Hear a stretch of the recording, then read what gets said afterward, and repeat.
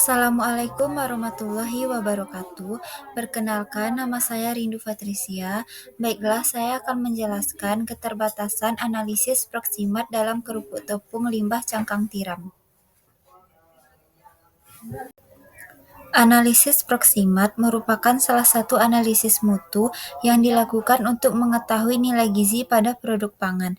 Penelitian bertujuan untuk mengukur nilai kadar air, kadar protein, kadar lemak, kadar abu, dan kadar karbohidrat dari kerupuk limbah cangkang tiram dengan konsentrasi penambahan tepung tiram yaitu 15%.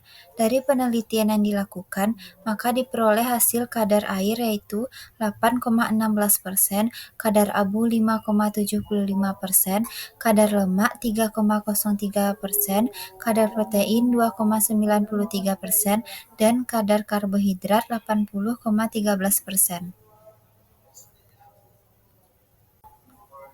Analisis proksimat yang dilakukan pada kerupuk tepung dari limbah cangkang tiram memiliki beberapa keterbatasan. Yang pertama, tidak mengukur kandungan kalsium secara langsung.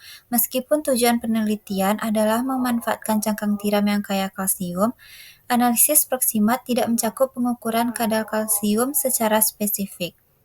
Hanya kadar abu yang diukur, yang meskipun berkaitan dengan kandungan mineral, tidak memberikan informasi kuantitatif tentang kalsium. Yang kedua, tidak ada analisis serat atau komponen lainnya. Analisis proksimat hanya mencakup kadar air, abu, protein, lemak, dan karbohidrat dihitung dengan cara yang berbeda.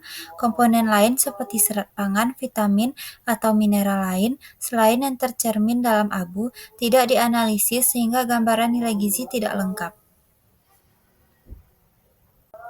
Yang ketiga, tidak ada uji organoleptik atau sensori. Penelitian hanya berfokus pada komposisi kimia tanpa menilai penerimaan konsumen terhadap rasa, tekstur, warna, dan aroma kerupuk. Padahal penambahan tepung cangkang tiram berpotensi mempengaruhi sifat sensori dari produk. Yang keempat, tidak membahas dampak penambahan cangkang tiram terhadap struktur dan tekstur.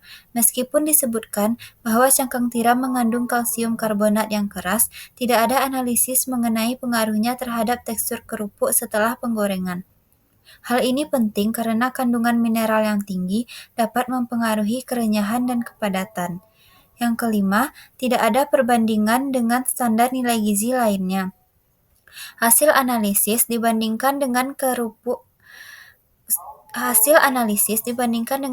kontrol dan SNI kadar air, tetapi tidak dibandingkan dengan standar gizi kerupuk fortifikasi kalsium atau produk sejenis.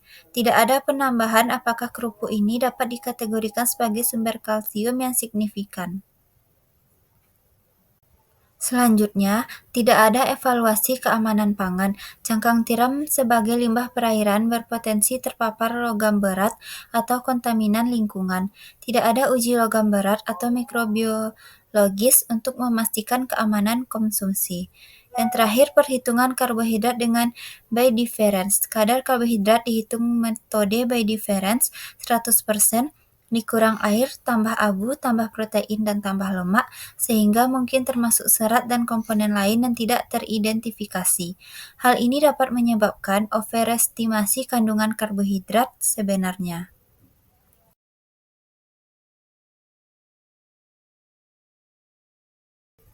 Sekian dari hasil presentasi saya. Assalamualaikum warahmatullahi wabarakatuh.